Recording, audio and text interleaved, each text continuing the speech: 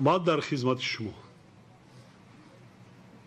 با کار و نام نیکت از تحت دل بنازیم، از صلح و از امانی تا عرش سرفرازیم. ساز سعادتی خود یک جای می نوازیم، آینده وطن را همراه ما بسازیم. از همت تو کرده گلکار تاجیکستان، پشت و پناه ملت دیوار تاجیکستان. السلام علیکم اساسگزار صلح و وحدت ملی، پیشوای ملت، پرزیدنت جمهوری تاجیکستان محترم امام علی رحمان.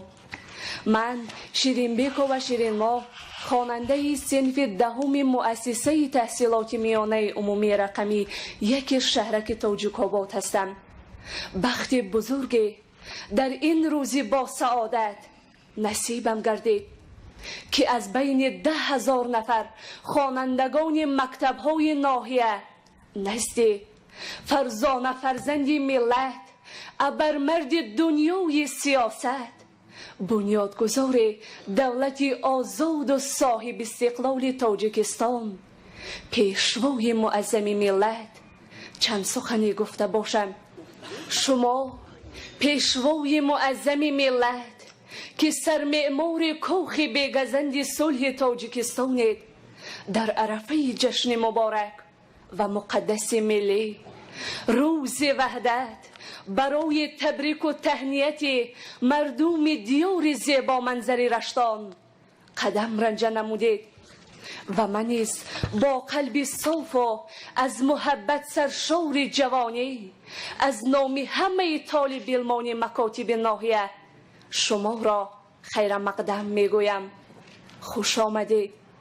شعار مشهور جوانان پیروی پیشوای ملتند، به حکمت زمان تبدیل یافته است و امروز اثبات شد که جوانان کشور قنات راست سرور دولتند و با دل و جان در جواب غمخواری های بی‌نظیر که امثالش در یگان دولت دنیا نیست، سیاست خردمندانه پیشوا را جانبداری می نمایند. محترم پیشوای ملت، اینجا به تنگی فرصت از 1001 غمخواری و دستگیری شما در نسبت نسل نورس و جوانان تنها از یک پدیده نادر، از تحصیل دختران با کوته پرزیدنتی یادآور شدنیم. بارها از زبان معلمانمان شنیدیم که زمان حکومت شوروی تعداد زنان و دختران معلومات عالی‌دار در ناحیه تاجیک‌آباد انگشت شمار بود.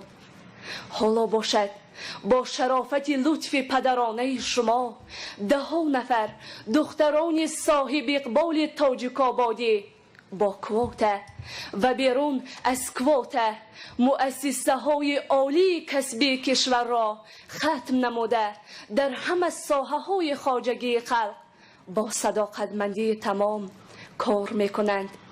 ما نسل جوان به شما قول میدهیم که زیرکی و هوشیاری را بهر پایندگی و صلح و ثبات تاجیکستان لحظه از دست نمیدهیم. اثبات میسازیم که در همه جبهه های حیات پیروی ارزنده پیشوای ملتیم، زیرا صداقت به پرزیدنت صداقت به وطن است، صمیمیت به پرزیدنت صمیمیت به ملت است.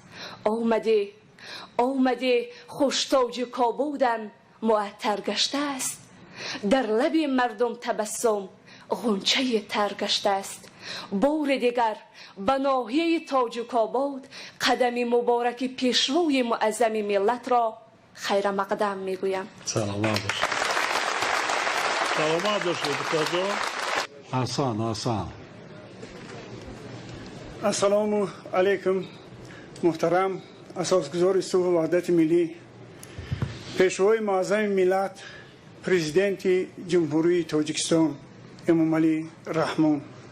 مرا امروز شرف بزرگ نصیب گردیده است که چون یک نفر ساکن ناحیه تاجیک‌آباد با اسم محمدبکوف زین‌العابدین در نزد محبوب ترین شخص جمهوری، بنیادگذار و پیشورنده تاجیکستان نوین اندیشه ابراز نمایم. پیشوای معظم ملت از رسم پسندیده مردم تاجیک استفاده برده شما را به ناحیه‌ای که هم نام ملت است، همسال و هم تقدیر استقلالات دولتی جمهوری تاجیکستان است خیر مقدم میگویم. خوش آمدید پیشوای معظم ملت. یک جان تشکر. رحمت. محترم پیشوای معظم ملت، خلق بزرگ تاجیک در آستانه جشن مبارک و مقدس ملت روز وحدت ملی قرار دارد. جامعه جهانی بر حق اعتراف کرده است که معمار و اساسگذار کاخ صلح بیگزند جمهوری تاجیکستان شماید جناب عالی، و برای هر یک ساکنی جمهوری عزیزمان فرض و قرض است که در این روز برای شما و برای تاجیکستان عزیز دعای خیر کند و عاید خدمت‌های شما در تحکیم صلح و وحدت و یک پارچگی تاجیکستان سخنان زیاد گفته شدند. به اندیشه من سخن والا را شاعر زنده‌یاد استاد شعر دنیای عالم فارسی شادروان بازار صابر گفته است: نام ترا نویسیم ای قهرمان وحدت، با آب ناب طلا در طاق قصر ملت. سپس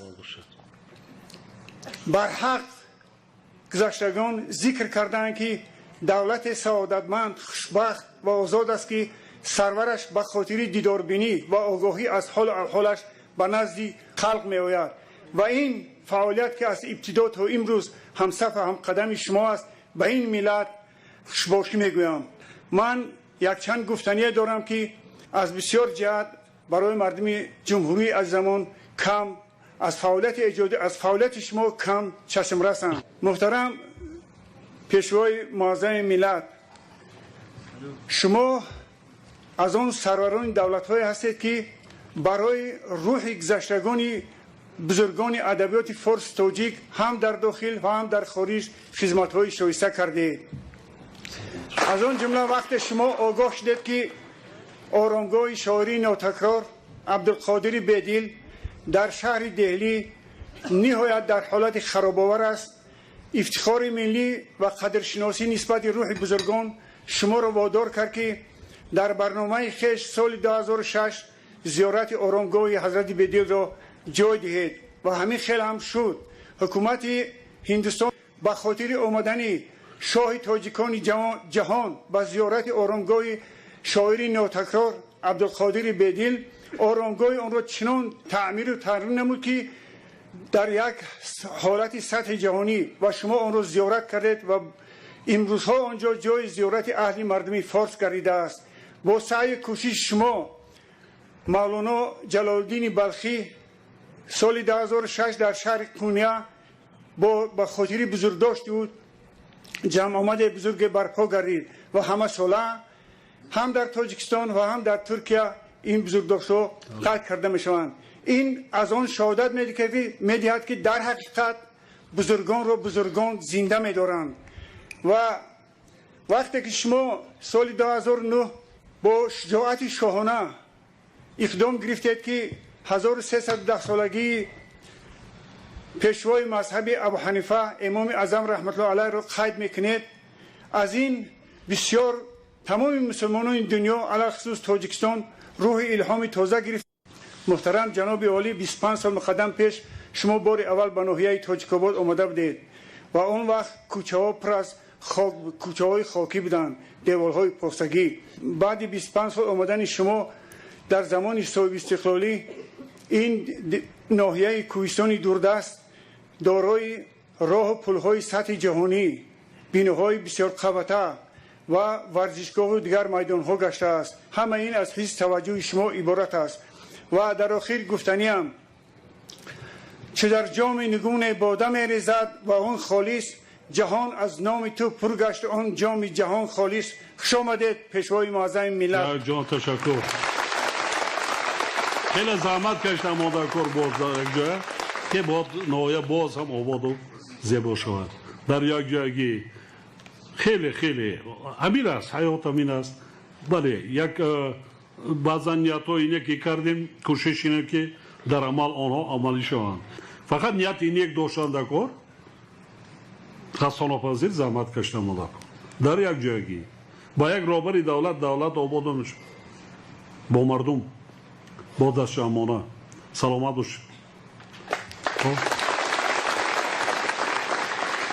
سلام از کوهساران سرافراز، سلام از عندلیبان خوش آواز، سلام از سرگه دریای سرخاب، سلام از مطلع خورشید و مهتاب، سلام ای سرور این ملک آزاد، سلام ای دوستان از ساجک آباد.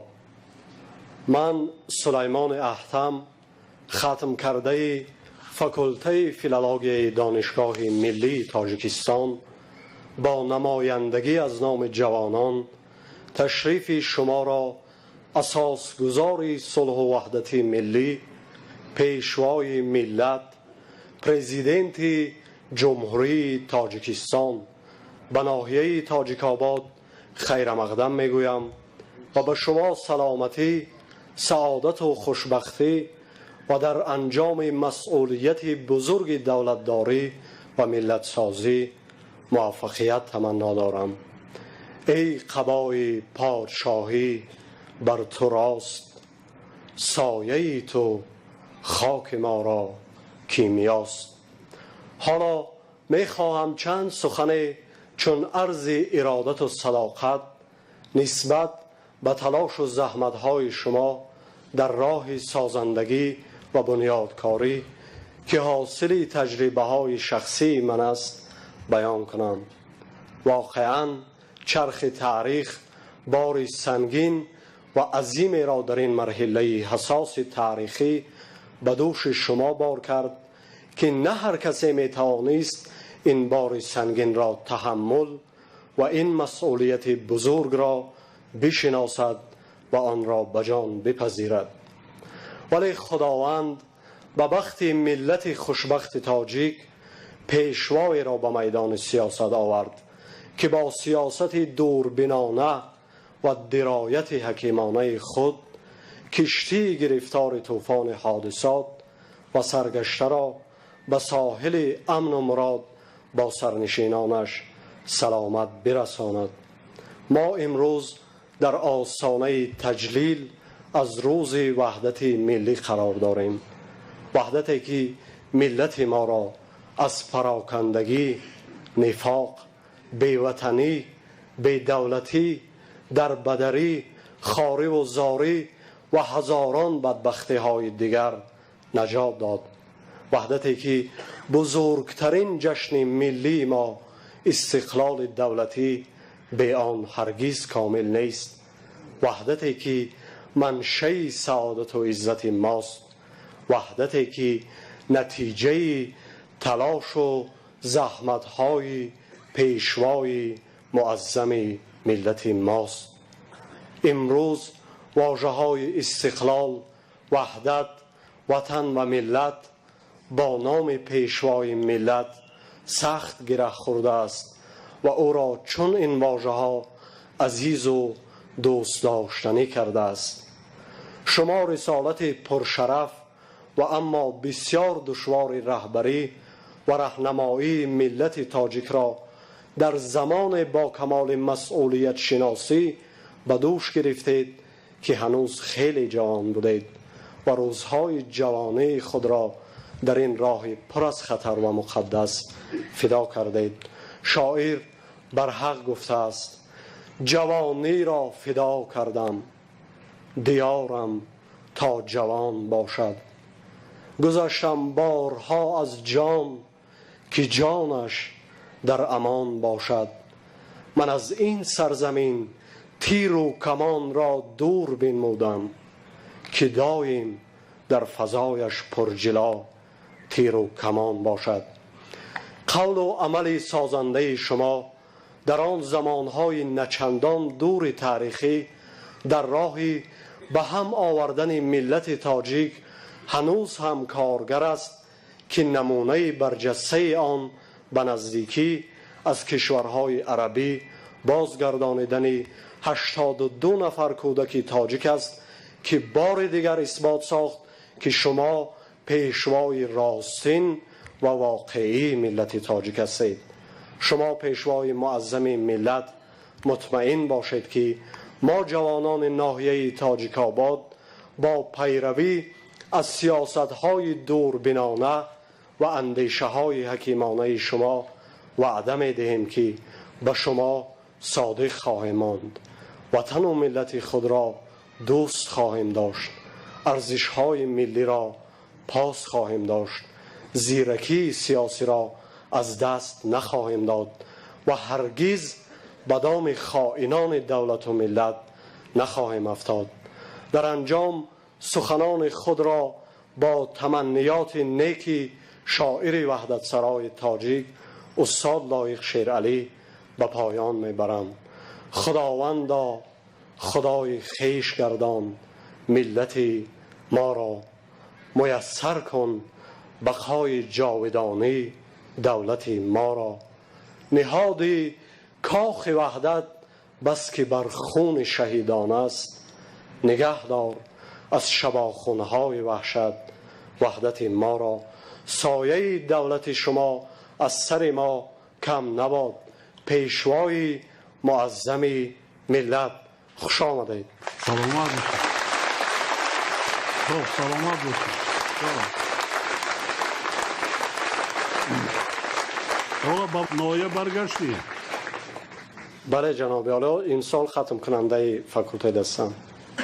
ختم کننده هستی؟ راحت با کجا گرفتی؟ میخواهم که در دانشگاه بخش ماجستر باز تحصیل را دوام بله. موفقیت خان.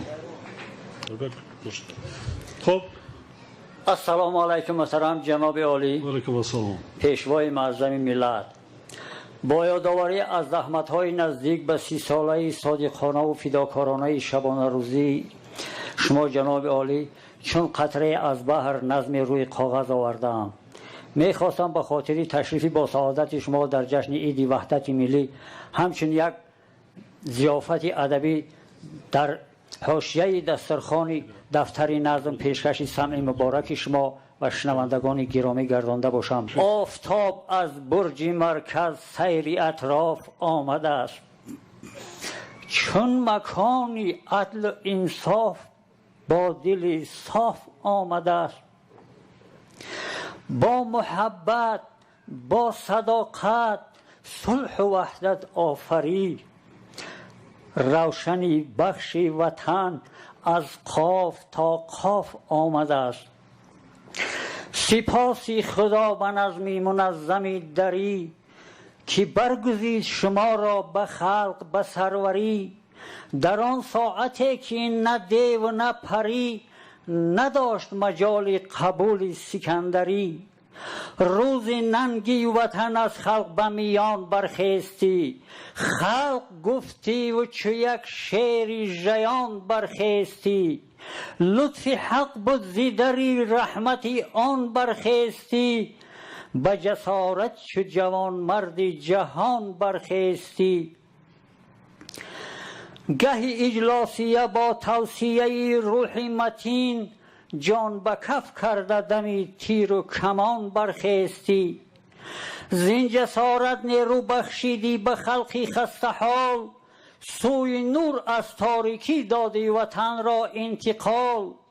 جلوگر حسنی وطن گردید از روی شما، به پدر صاحب پدر گردید از بوی شما.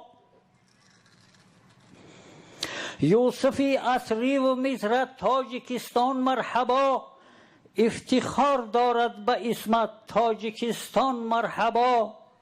نکهتی عطری صداقت از دل و جان مرحبا، منبعی مهر و رفاقت از دل و جان مرحبا.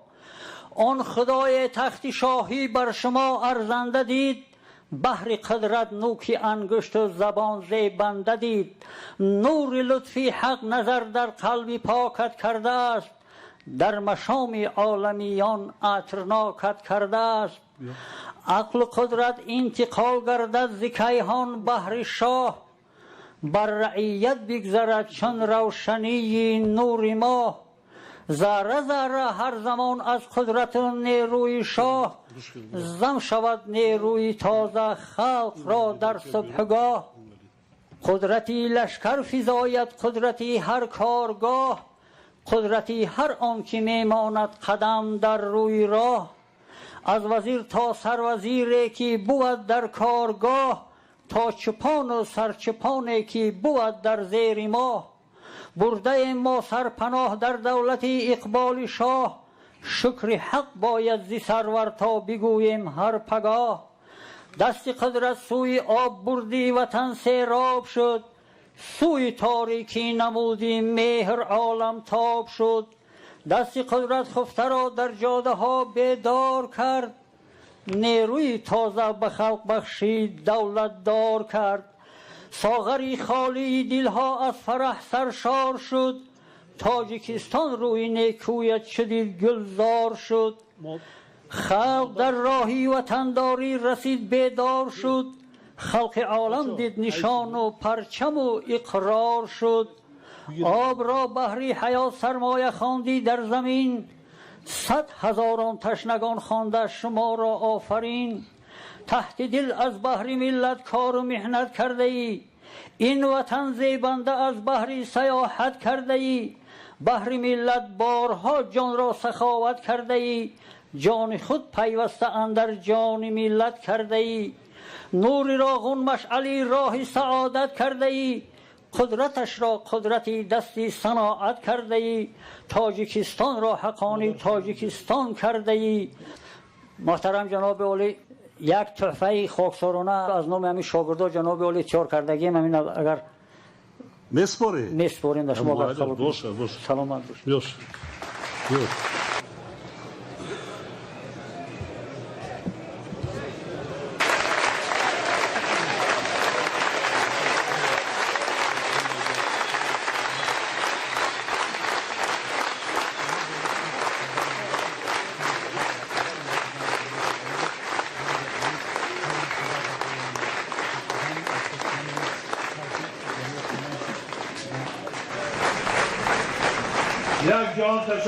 یک جان تشکر. دست که همانم من باوری کامل دارم همین قدر سالهای طولانی قریب 28 سال از سیاستی پیشگرفته رهبر دولت دستگیری کردین، با این روزهای نیک رسانیدن. این همش زحمتی خرد و بزرگی خلق تاجیک است. از آن جمله شما سرسبز باشید، خوشبخت باشید، دایم چهره شاد داشته باشید. پروردگار 18,000 عالم هر چی دین نیت پانده آرزوی حوث داره در قلبتان نصیبتان گرداند. سلامت باشید، خوشبخت باشید. یک جان تشکر. سلامت باشید.